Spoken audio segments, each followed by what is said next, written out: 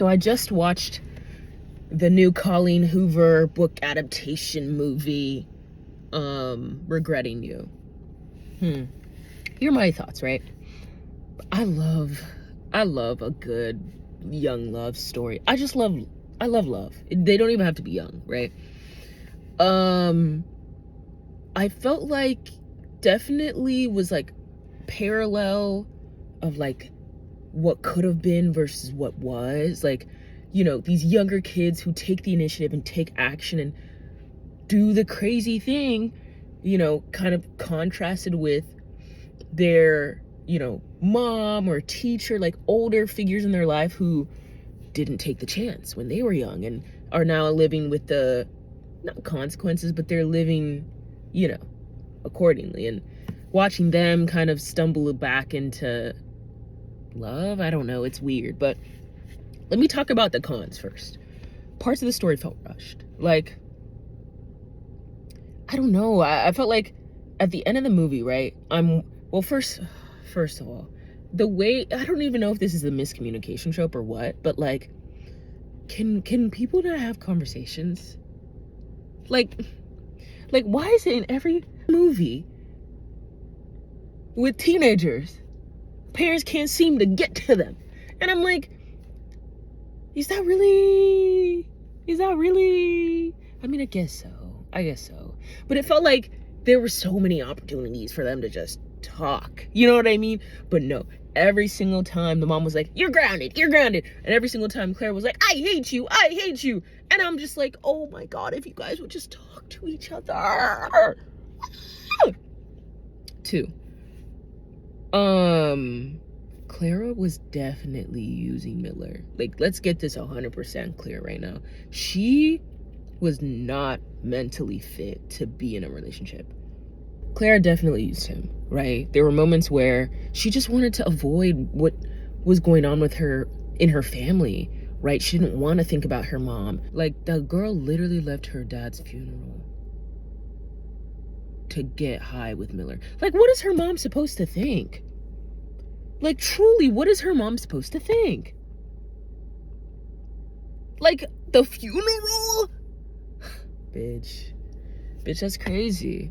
But I'm trying not to judge too hard because she's like, what, 16, 17? Like, she's going through grief at such a young age. It's so intense. She, you know, I thought the film did a good job of characterizing her aunt as like this real, like, best friend, you know? Like, she was younger than the mom. She was always talking with her, telling her things that she didn't tell her parents. Like, that was very clear to me. And so when we lost her, I could understand why Claire was going through it. I wish that they would have done the same with the dad, honestly. Like, I felt like there wasn't enough.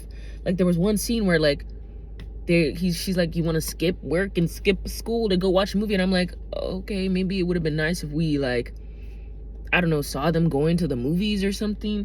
Weird. But yeah, I wish they would have done that a little more because I didn't feel the dad's loss. Like, we felt the sister, for sure. That first scene when they're young in the car and they're stopping at a gas station, I think they're like teenagers, they're young, right? This is in the past. And Jonah gets out to get the beer and she's like, I'll go with, I gotta pee. And I'm like, there are vibes. There are vibes here. Like, what? Like, was that the moment that her man and her sister hooked up? I don't know. Let me not speculate. But like, crazy, bitch. Crazy. But yeah, parts of it felt rushed. Like, at the end of this movie, right, we learn that Miller gets into his dream school, and somehow his granddad is like wealthy and has all this money so he can afford home health and tuition. What? We also learned that, like, Claire's mom is now suddenly cool with her going to this school, and the entire time I was confused. I was like, why are you not cool? Like, you not think she's a great actress? Weird. Some standouts for me. I loved the best friend so much. She was so funny.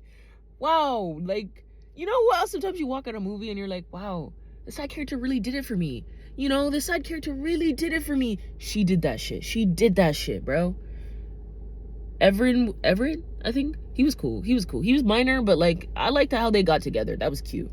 When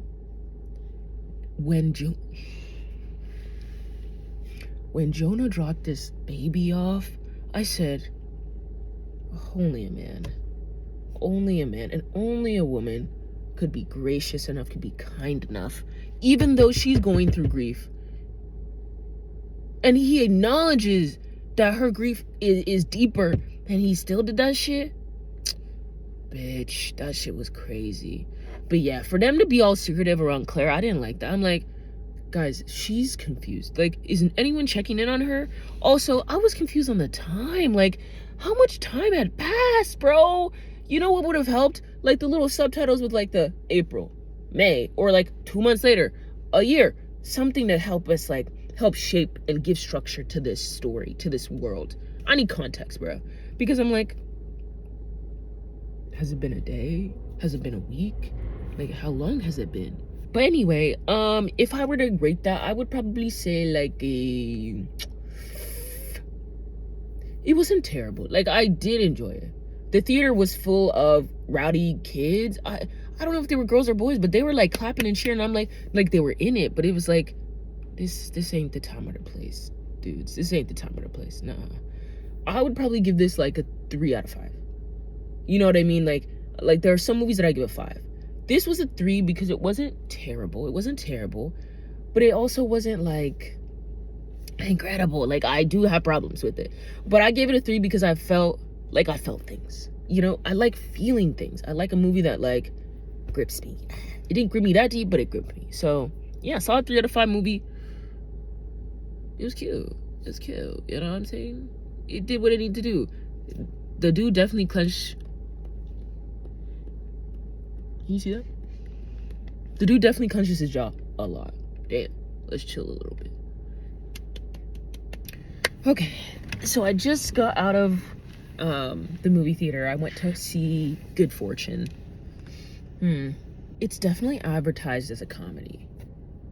I didn't laugh that much. And that's not to say it was bad. It was different than I expected. It was really like real and raw, like hitting on topics that are very much relevant to what's going on in society today. I mean, you know, discourse over social media I've been seeing, conversations I've been having with friends and family. Right now, it's SNAP benefits, right? It's the fact that the government shutdown has now been going on for over almost a month. The rich are so insulated, and honestly, I include myself in this. The entire movie, I was just thinking, wow, I feel so privileged, right? I am grateful. I'm immensely grateful to live the life that I do, right? To have the opportunities I have, at some measure, to not have to worry about food and basic resources. But there are so many people who do. Every day is a constant struggle. And I just left this movie I wouldn't even say called to action or inspired. More so angry. I'm angry at these systems, at these institutions. Maybe I'm even angry at myself for not doing more. Right? In the movie, Seth Rogen is this super wealthy, venture capitalist. He's probably some hedge fund manager or something like that, right? Dealing with huge amounts of money. And he starts using this app, basically like a task manager app, where he meets Aziz Ansari's character, Arj, who is just down on his luck, dude. Life keeps throwing him the worst curveballs. Right? He went to school, got a degree, he's not using it. He's living in his car. He gets fired from this task manager job because of bad reviews, because of things that are just outside of his control. He doesn't think his life is worth living. genuinely. And it's kind of mystical too, and because we meet Gabriel, this angel played by Keanu Reeves, who feels like his life is also in a way like he wants to do more. Not that it's not worth living, but that there's so much more meaning that could be had if he were doing something else, something more significant, right? His job is to save people from car crashes due to texting and driving. He feels like he's built for more. He sees the other angels, Azrael, Martha, doing more substantial, more significant tasks, right? Guiding people. And he wants to do that. And he sees Arj, right, played by Aziz Ansari, and is inspired to help him. When he goes to Martha, his boss, played by Sandra Oh, when he goes to her and tells her this, she discourages him, telling him that he's not ready, right? His wings are small on purpose. He has to work his way up. He doesn't listen, and he intervenes. He switches Arj and Jeff's lives. So now Arj is the super wealthy VC guy living in a mansion, living a seemingly easy life, and Jeff is living, paycheck to paycheck in his car, realizing on the grounds how difficult it is just for the average person to get by. And along the way, we meet Keke Palmer's character, who's also in her own way struggling, but she's like the beacon of hope for Arj, right? Arj he doesn't want to switch back lives, and because he doesn't want to, it leaves Gabriel kind of in this weird position where he gets demoted. He becomes human because his uppers don't trust him, right? They think he's too messy. She is this beacon of hope throughout this movie, right? She works at almost like a Home Depot equivalent in the movie. I think it's called Hardware Heaven or something like that. And she notices that the conditions are terrible, right? They get paid shit. They are working double, triple, shifts. They barely have any breaks. It's terrible, and she wants to organize a union. And we get to see her fight and struggle. And even though she faces setbacks, she gets right back up and tries again. And that inspires Arj to try to have hope again. And ultimately they switch lives and things go back to normal. Gabriel goes back to being an angel. Jeff gets his money back and ends up helping Arj, right, paying off all his bills. And also trying to make change in his companies, better working conditions. At points the movie was so grim because it held up a mirror to the realities that so many Americans face, and just people, honestly. I'm definitely pissed. I'm pissed the fuck off at our government. But there's no but. The system was designed in a way to prop up and maintain the wealth of the wealthy. Period. We know that. It wasn't built for the lower class, even though it's sold that way. And every time I watch something or I read something or I hear something that reminds me of that, I'm just devastated. Because I'm reminded that I live in a society where capitalism is king.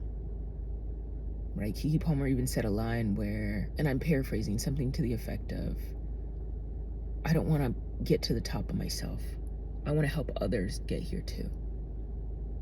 And it's crazy that our whole lives we've been ingrained to get to the top and to bring people with us. I mean, it's great to have a village and a tribe and support them. I think what's a little bothersome is just the idea of getting to the top. Living your whole life for that. A society that's built around that rat race. Where, honestly, if you look at it, most of the people who are at the top were well endowed to begin with. It's insane. And that's what Jeff is like, right? he literally lists off that his mom was a lawyer at a huge firm, his dad was an orthopedic surgeon, and he got his inheritance from his grandfather who owned a newspaper. It's insane. It's insane. You know, even as I start my own business, I have to constantly remind myself that I'm a part of the game. I am. Whether I like it or not, I'm in it now. I recognize that part of myself. I think anyone who's ambitious and driven has to reconcile with that part of himself. I'm realigning, right? Refocusing on what I want, where I want my life to go, the comforts that I want, the people that I want in it. And it's super important to do those kind of audits. I'm going to continue on the path, right? I'm leaning into capitalism, but I want it to be conscious. I want my actions to be considerate and empathetic. I want to do what I can, not just with my money, but with my time. Yeah. I cannot become tone deaf. I cannot become tone deaf. Never. Never. Yeah, this was a interesting one. I give it a 3 out of 5. Thought-provoking, to say the least. Thought-provoking. Okay, I just came out of The Running Man, the movie. Whoa. I really like Glenn Powell. I really like Coleman Domingo. Josh Brolin is a great actor. My God. It was great, man. It surprised me. I thought it was gonna be just like a plain, like, textbook action movie. But it was sci-fi. It was like dealing with some, I don't know, some interesting themes, I think. It really reminded me of Red Rising. Like, I was watching it and there were so many red hues as well in the color grading, just in like the color scheme. Wow. Dude, I had a fun time in there. Like, I'm so glad that I watched it, and yeah, I thought it was a cool movie. Like, I honestly have to give that a 4 out of 5. It was fun. It was fun, and I feel like this is the type of movie where you watch it with friends and you just laugh your ass off, dude. You just have a blast. You have so much fun. Yeah, that was solid. I enjoyed that.